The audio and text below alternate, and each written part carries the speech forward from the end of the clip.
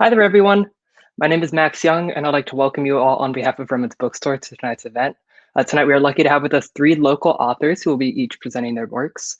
We're so grateful that you can continue to support us throughout this tough time, and that we're able to continue bringing authors to you. This evening's event includes about 5-minute Q&A portions with each of the authors. So if you would like to ask the author a question at any point, you can go ahead and click this Ask a Question button down there. And we'll go ahead and get to that around the last 5 minutes of their presentation. And to support our bookstore as well as these authors, you can click this green button right here to purchase their books from our store. So with that said, let me go ahead and introduce our first author. First off, we have Melissa Fischer, who was born and raised in Southern California. They earned bachelor's and master's degrees in civil engineering from Stanford University.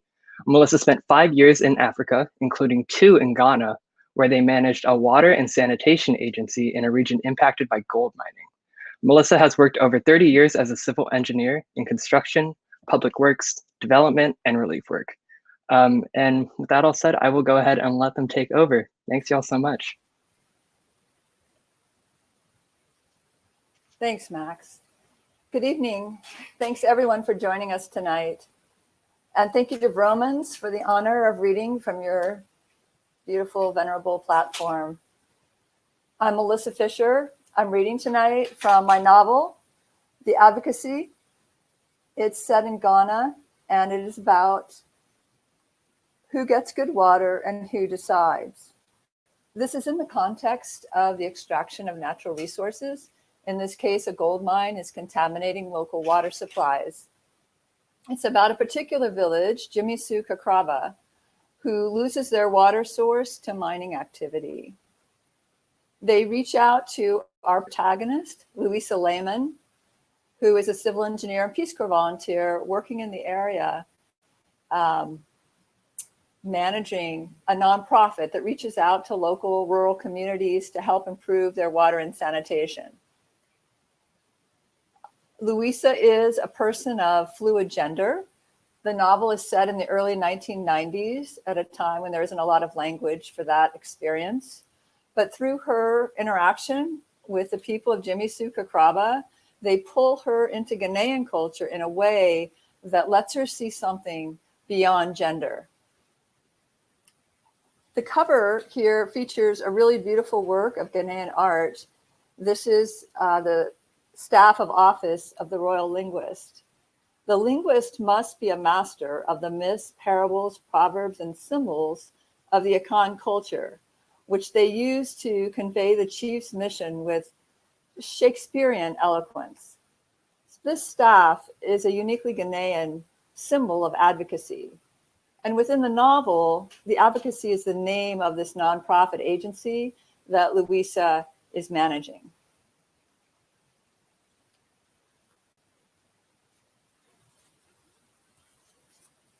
The first epigraph reads, "If one looks long enough at almost anything, something is given." This is from Journal of a Solitude by May Sarton, and it really sets the tone for the novel. This is an introspective novel. Louisa spends a lot of time thinking about Ghanaian culture, herself, and her family in relation to this activity of extracting natural resources. I love epigraphs. They give the author a chance to say to the reader, read through this lens. And I always get excited whenever I come across the source of an epigraph. It gives me a little bit of a deeper insight into the author. And I'm going to read to you the source of that quotation. So this is May Sarton. Simone Weil says, "Absolute attention is prayer." And the more I've thought about this over the years, the truer it is for me. I've used the sentence often in talking about poetry to students to suggest that if one looks long enough at almost anything, looks with absolute attention at a flower, a stone, the bark of a tree, something like revelation takes place. Something is given. And perhaps that something is always a reality outside the self. We are aware of God only when we cease to be aware of ourselves, not in the negative sense of denying the self, but in the sense of losing self in admiration and joy.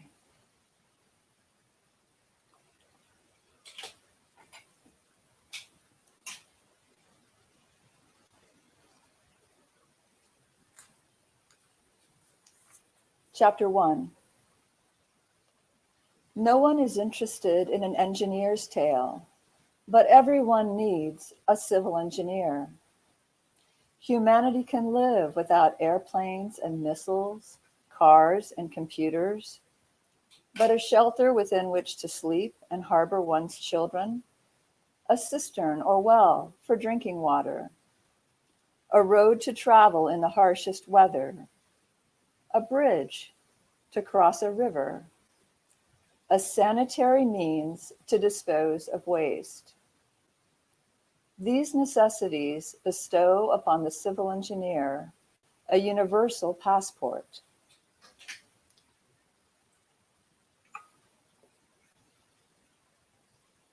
The small boy sits to my right. On my left, Techi, one of 4 Ghanaians who comprise our health team, alternately mops his brow and nods off in the heat. I stare at Ghana's red earth. Earth is the source of all things. I taste the scent of damp iron, so strong that iron grains must pepper the air. The rich smell feels fertile. Iron, the scent of structural beams hoisted for erection. The aroma of the birthplace of humanity.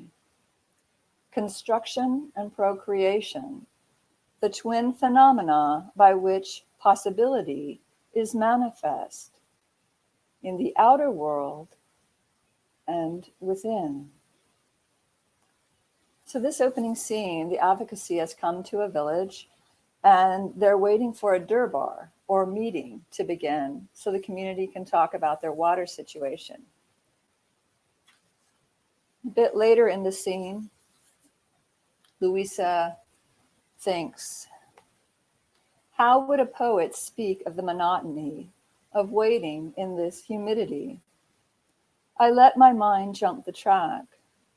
It's so much easier to do in Africa.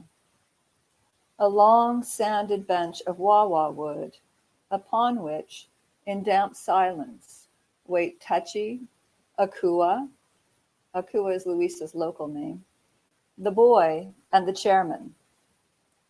Families summoned from their plots. Constellation of subsistence farmers. Potency growing, unseen. The Durbar mound. Red dust. Vacant. My heart slows to an ancient rhythm. Louisa lives in Obuasi, which is the heart of the mine, and she often visits with her neighbor Idrisu, who is a tailor and loves to hear about her day. So she has told Idrisu about the situation in Jimisu Kakraba. And he has responded, you know, in America, this would never happen. In America, everybody has good water. And when Louisa tries to set him straight, he will not hear it. So in this scene, she's gone back home and she's writing a poem. All the people have water. Corporations cherish integrity.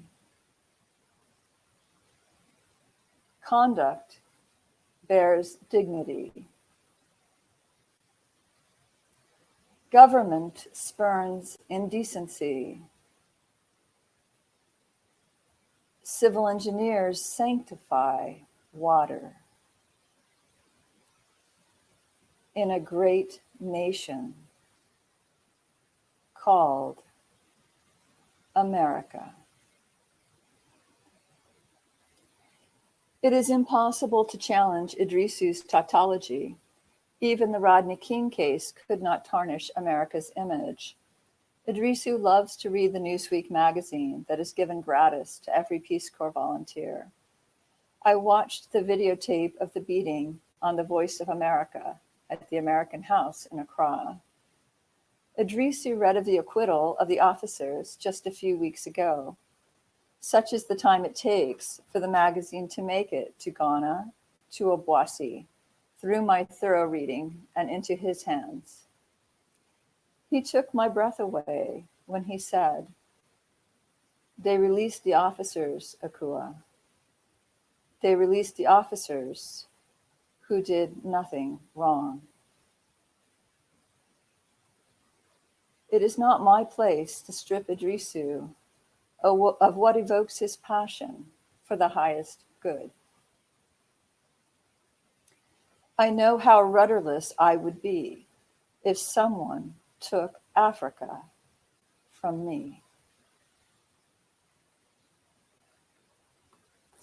Mr. Osei is a member of the Advocacy and someone who Louisa has felt frustration at his confusion about her gender. And this scene is much later in the novel after they have shared some intense experiences. I recall Osei's cavalier reference to me as a man, then a woman. He works with me every day and cannot sustain a clear perception of my gender. Or so I had thought. I move along the top of a soggy berm of gutter muck, parallel to the open gutter. The customary stench has abated. The typical stagnant gray froth, disguised as rain runoff, overflows into the street. Perhaps there is no confusion. Perhaps Osei makes no attempt at clarity regarding details of no relevance. The hill is steep and homes on the high side are built 10 feet above the level of the road with narrow, steep steps leading up. There's nowhere beyond the gutter to dodge an errant vehicle. Like his telling of the exact time, does Osei offer gender identifiers that he perceives to be of value to me? His errors, do they betray effort to remember the eccentric needs of a guest? Are they not errors at all, but compensations for the inadequacy of the language of gender?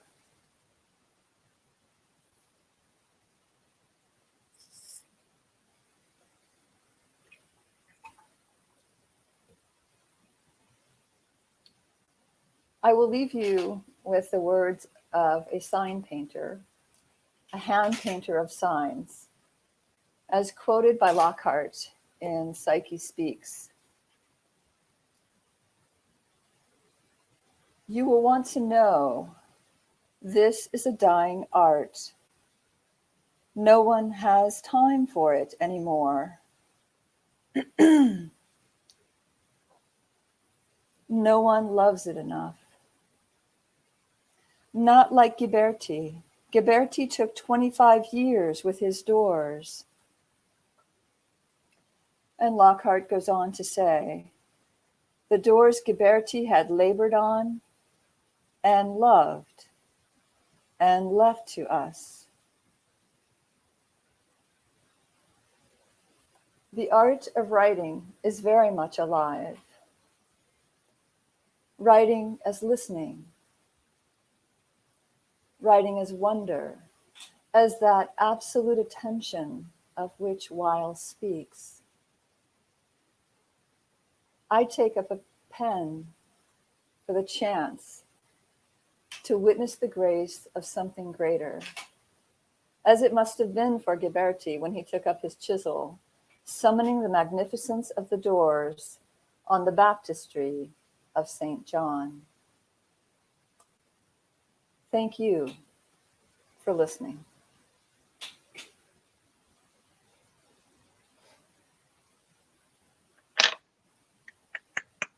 Virtual round of applause, everyone. That was awesome. We'll go ahead and move on to the audience Q&A now. It looks like there is a question for you. And the question is, Melissa, did you know when you were living in Africa that you might write a book someday? And how did you keep good notes on your experiences there for the book? Oh, yes. I think since I was a child, I have always loved fiction, and I always knew I would grow up someday and write a novel. And I had a sense that I needed to have adventures. I needed to live some in the world to have something to write about. And I kept 3 sets of journals when I was in the Peace Corps. I kept a professional journal of my work. That's something engineers do. I learned in construction every day. You write down what happened and sign and date it. I wrote a set of journals as if I was speaking to friends and family, so that I could tell them that story. And then, of course, I kept my personal journal. And so I had that material when I sat down to write. Yeah, and it definitely came in handy for when you created this story, you know? Yes. Yeah. So it doesn't look like we have any other questions, so we'll go ahead and wrap it up right there. Thank you so much, Melissa. You were awesome. Oh, it actually looks like one more question appeared. I'll go ahead and read it out to you. Have you recently visited Ghana, and what was your reaction? I have not recently visited Ghana. I left Ghana in 1994, and I knew that my story was tied to that time and that place. And I did not want to have competing perceptions of a modern or a changed Ghana. Although one of my epigraphs is from Otto Quayson, who wrote Oxford Street, Accra in 2014, which is a little more recent. And I think he saw me somewhere in an interview. I had commented that Ghana has changed, and that I imagine everybody's walking around with a cell phone in their ear, which would really, I imagine you could even go to a rural village and people walking around with cell phones. And for me, this would really violate what I treasured, which was the immediacy of the moment, that everyone was present in the place, in the moment, because there were not all of these distractions. And, the more we learn about social media, and that the whole intent of it is to claim our intention, to steal it from us, actually. I feel really lucky to have been in Ghana when I was. And Otto also assures me that these days there are hundreds of American students walking the streets of Accra, having a wonderful time at night. So, but personally, I hope to go there. I will go there now. I feel free. I've paid my way by writing the book, so I can go back. Yes. Yeah. Awesome. Thank you so much, Melissa. Thank you. Mhm.